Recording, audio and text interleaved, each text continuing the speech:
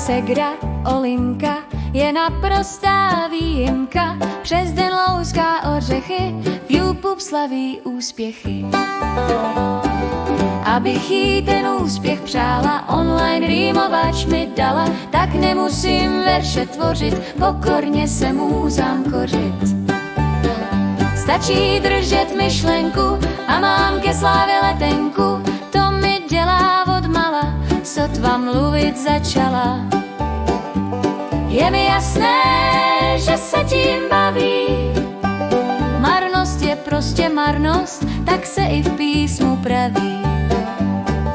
Komu není z hůry dáno, nemusí klopit hlavu, použije rýmovač a hned vynikne v davu. Stačí držet myšlenku a mám ke slávě letenku,